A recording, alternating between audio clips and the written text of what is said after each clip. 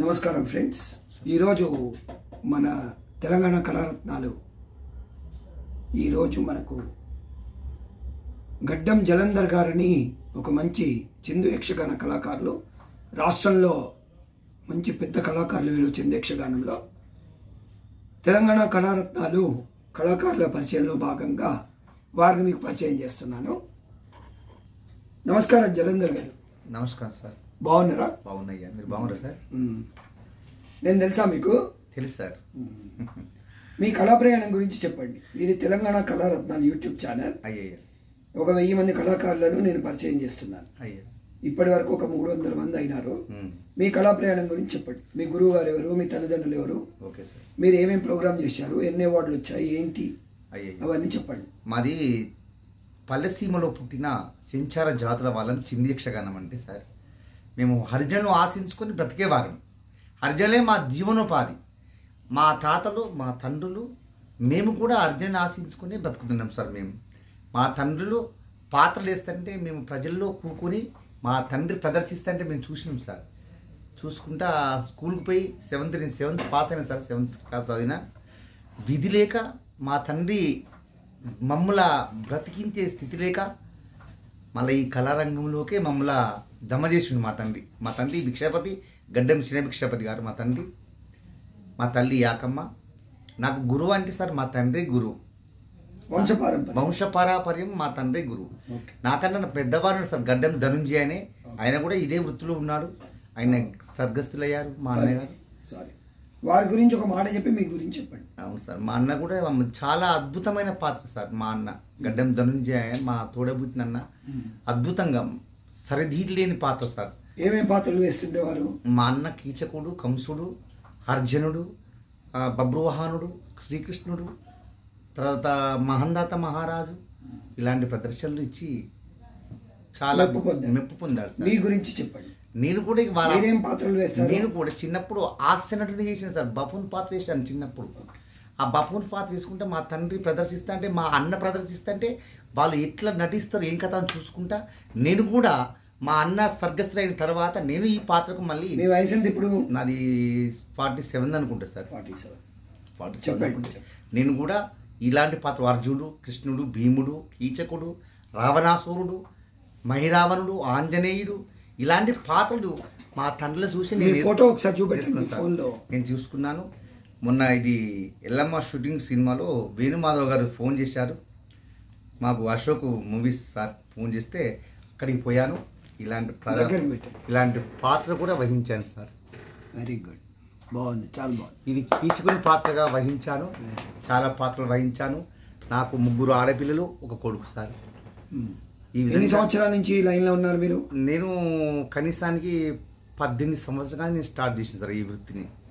మీరు 18 నా 18 ఏం చేయలేదా? అంతకుముందు చదువుకున్నాను సార్. నేను చదువుకున్నాను. అంటే అప్పుడప్పుడు వెళ్ళేవాళ్ళు కదా? అప్పుడప్పుడు ఊర్లో పుంటి. అంటే చిన్నగా ప్రహ్లాదుడు అట్లాంటి వేషాలు వేసారు. ప్రహ్లాదుడు, సిరియాలుడు చిన్నప్పటి నుంచి వేస్తారు కదా? వేసిన సార్. చిన్నప్పటి నుంచే అలవాటు. అవును సార్, చిన్నప్పటి నుంచి. మొత్తం మీకు ఎన్ని పద్యాలు, శ్లోకాలు వస్తాయి? నాకు ఒక 30-40 శ్లోకాలు వస్తాయి సార్.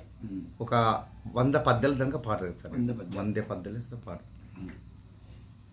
ఏమేమి నాటకాలు వేస్తుంటారు? మీ టీం ఉందా మీకు? ఉన్నది సార్, టీం ఉన్నది. ఏమేమి నాటకాలు వేస్తుంటారు? మేము కంసమర్ధన, మాయా సుభద్ర, మహందాత, తర్వాత బబ్రువాహన, అల్లి అర్జున, చిరుతొండ నాటకము, శశిరేఖ పరిణయము, మహందాత, పుండరీక. చిందు యక్షగానం అంటే ఏంటి? చిందు యక్షగానము ఆనాడు యక్షులు చిందు వేసింది కనుక, చిందు అంటే నాట్యం సార్. నాట్యము, చిందు అంటే నాట్యము, దానికి బిరదే నాట్యము. అందుకే చిందు యక్షగానము.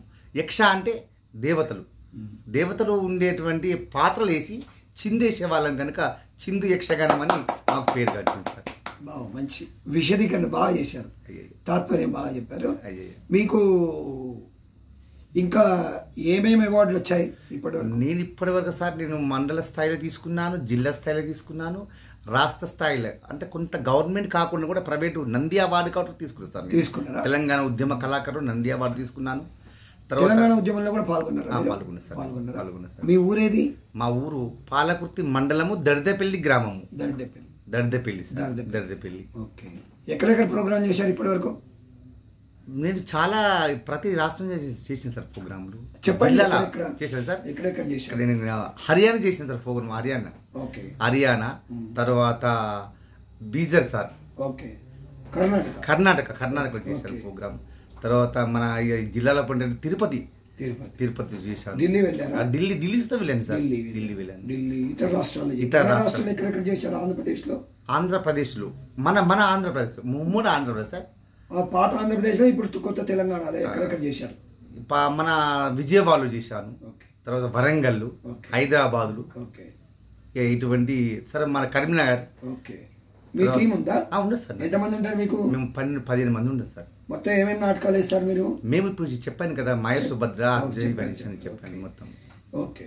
మీ పిల్లలు కూడా ఇందులో ఉన్నారా? నా పిల్లలు చదువుకుంటాను సార్. ఈ వృత్తిని నన్ను కాదన్నారు సార్. మేము చదువుకోవాలి, ఈ వృత్తిని నటించలేము బాబు. ఇంతగానం మీరు కష్టపడి పాత్రలు వహించిన, ప్రజలు మెప్పు చేసిన, ప్రభుత్వాలు మారినా మన బతుకులు మారలేదు. ఇంకా ఇప్పుడు ఏం చేద్దాం సార్ అని చెప్పి ఇది 10 కాలాల పాటు ఇంకా మరి ఇప్పుడు కనుమరుగా కాకుండా ఉండడానికి మీరు మీ ప్రయత్నాలు ఏం చేస్తున్నారు? మేము కనుమరు కాకుండా ఉండడానికి సార్ మాకు రాష్ట్ర ప్రభుత్వం వారు జీవనాది కల్పించాలి సార్. మాకు శిక్షణ శిబిరాలు పెట్టాలి, మా కొడుకులకు కూడా పెట్టాలి. ఈ కళను బ్రతికించాలి సార్ అని మేము చాలా మీ కళను బ్రతికించాలి. చెప్పండి, ఈ కళను బ్రతికించాలి. ఓకే సార్, ఈ కళను మమ్మల్ని బ్రతికించాలి. రాష్ట్ర ప్రభుత్వం ప్రభుత్వాలు ఏ ప్రభుత్వం పోషించాలి సార్ మమ్మల్ని జీవనోపాధి. ఇప్పుడు కనీసానికి మేము చనిపోయిన శ్మశాన భూమి మమ్మల్ని దానం చేస్తాను కూడా గుంట జాగలేదు సార్. మాకు ఏమైనా మేము హరిజనులు ఆశించుకొని బతికే వాళ్ళం. రంగస్థలంపై రాజులం, నిజ జీవితంలో దుర్భర జీవితాన్ని గడుపుతున్నాం. రాత్రంతా రాజులం, తెల్లారితే భిక్షగాలం సార్. స్టేజ్ పైనే మమ్మల్ని జలంధర్ పాత్ర ఏం వహించిందని స్టేజ్ కాడ బ్రహ్మాండంగా అంటారు సార్. స్టేజ్ దిగిన తర్వాత మీకు మరి ఎట్లా గడుస్తుంది జీవనోపాధి? ఎవరు ఇస్తారు మీకు ఈ జీవనోపాధి? మరి ఎస్సీ వాళ్ళు ఇచ్చిన భిక్షాడితోనే మేము బతకగలుగుతాం. అంటే ఎట్లా వస్తుంది మాకు? వాళ్ళు ఒక 5 ప్రోగ్రాంలు వాళ్ళు ఏమంటారు మమ్మల్ని సార్. 5 ప్రోగ్రాంలకు ఏమంటారు? ఎక్కడ ఎస్సీ వాళ్ళు ఏమంటారు? అది ఎక్కడ ఏమంటారు అంటే మన గడిల ముందు, వెనకట మాకు గడిల ముందు ఉండే, తర్వాత బొడ్రాల కాడు ఉండే, ఇటువంటి కాడు వేసి 5 ఎల్లమ్మ గుడి దగ్గర, పోచమ్మ గుడి దగ్గర ఈ శుభము అశుభానికి కూడా వేస్తాం సార్. మేము దశదిన కర్మాలకు వేస్తాం మేము. తర్వాత ఇవేంటి శుభకార్యంలో కూడా మమ్మల్ని ప్రోగ్రామ్ వేసుకుంటారు. మీరు ఇప్పుడు నుండే యూత్కి ఏం చెప్తారు? యువకులకు ఏం చెప్తారు? మా యక్షగానం నేర్చుకోమంటే వాళ్ళు నేర్చుకోకుంటున్నారు సార్. వాళ్ళు అదే మా నేర్చుకోవాలంటే ఏం చేయాలి చెప్పండి.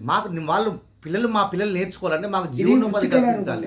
అవును సార్. మాతో పాటు ఆహ్లాదము, ఆనందము, ముక్తి, భక్తి, దేవుడు, మన సంప్రదాయము ఇవన్నీ ఉంటాయి కదా. అవును సార్. అవును సార్. మరి మీ పాత్ర ఏం నిర్వహిస్తారు? మేము అటువంటి మాకు సలహా చేస్తే ప్రభుత్వం వాళ్ళు చేస్తే తప్పనిసరి ఈ వృత్తిని పోకుండా మేము కాపాడుకుంటాం సార్. ఒక పద్యం పాడండి. పద్యం పాడినా? Okay sir. ఏమి సౌందర్యము, ఏమి విలాసము, మదన మనోహర్య మజురాల నర్తకియ, కోకిలకే గలమిచ్చిన కలకంటి ఆ సుందరి ఏమని అందును. సుఖసుఖీల్ చెడ్డదాన సోయ కన్నుల దాన, నయమైన వయ్యారి నడుగదాన, తోరంపు కురుల దాన, తొడల సిగ్గుల దాన, పిడకడ మరినవో నడుముదానా, చెరి మాట్లాడు చెంగావి చీరదానా, తిరిగి చూడవే ముత్యాల సరులదానా.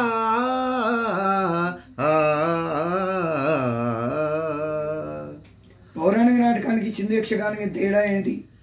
పౌరాణిక నాటకం అంటే సార్ ఇప్పుడు సురాబి డ్రామా వాళ్ళని మీరు అంతే కదా సార్.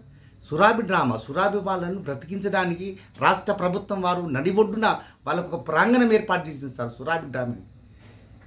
మాకు కూడా ఆ విధంగా చేస్తే మేము కూడా చాలా అద్భుతంగా ఉంటామని మా బాధ సార్. ప్రభుత్వము, ప్రజలు మంచి మంచి ప్రోగ్రామ్స్ ఇచ్చి మిమ్మల్ని ఆదుకొని మీకు వర్క్షాప్స్ చేసి మీకు బాగా మీ యూత్కి బాగా హెల్ప్ చేసి మీరు ఇంకా మీ జీవనోపాధి పెంచే విధంగా ప్రయత్నాలు చేయాలని మనం విజ్ఞప్తి చేస్తూ మీరు టైం కేటాయించి నాకు ఇంటర్వ్యూ ఇచ్చినందుకు ధన్యవాదాలండి. Thank you sir. మీరు మా ఛానల్ గురించి మీ ఒపీనియన్ చెప్పండి. చాలా చక్కగా ఉన్న సార్. ఇది మా జీవనోపాధిని ప్రజలకు వినబడేలాగా మా జీవనోపాధి ఏ విధంగా ఉంది, దీన ప్రస్తుతం ఈ కళాకారులు శ్రీమంత వర్గం ఉందా అని మమ్మల్ని వెలికి తీసినందుకు ఈ ఛానల్ వారికి మా కళాభినమస్వామి. అంటే ఏమేమి కష్టాలు ఉంటాయి మీకు చెప్పండి. మాకు చాలా కష్టాలు ఉంటాయి సార్. మాకు వృత్తిపరంగా ఏం కష్టాలు ఉంటాయి? మాకు సార్ వృత్తిపరంగా అంటే మేము జీవిత కష్టాలు కాదు, మీ నాటకం వేయడానికి ఏమేమి కష్టాలు ఉంటాయి? మా నాటకం వేస్తాం సార్, రంగస్థలంపై పాడగలిగితే మాకు ఊపిరితిత్తుల బాధలు ఉంటాయి సార్.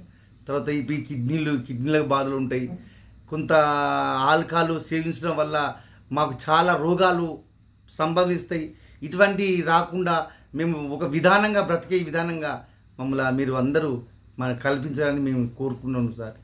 చాలా ఇవి వరడం సార్. ఇప్పుడు వాళ్ళు సినిమా యాక్టర్లేమో వాళ్ళే ఓన్లీ నటిస్తారు సార్. మాది మాట పాట డైలాగు యాక్షన్ నటన అంతా మా సొంతమే. మేకప్ కూడా మీదే? మాతో అంతా మా సొంతం. ఖర్చులు కూడా బాగా పెరిగిపోయాయి. అవును సార్, మాకు మేకప్ల ఖర్చు కూడా చాలా పెరిగాయి. అవును సార్, చాలా జీవనోపాధి చాలా కష్టం సార్. మేము బతకాలంటే చాలా కష్టం ఉంది. ఒక్కొక్కరి కళాకారులకి ఇండ్లు కూడా లేవు సార్, పూర్తిగా లేవు.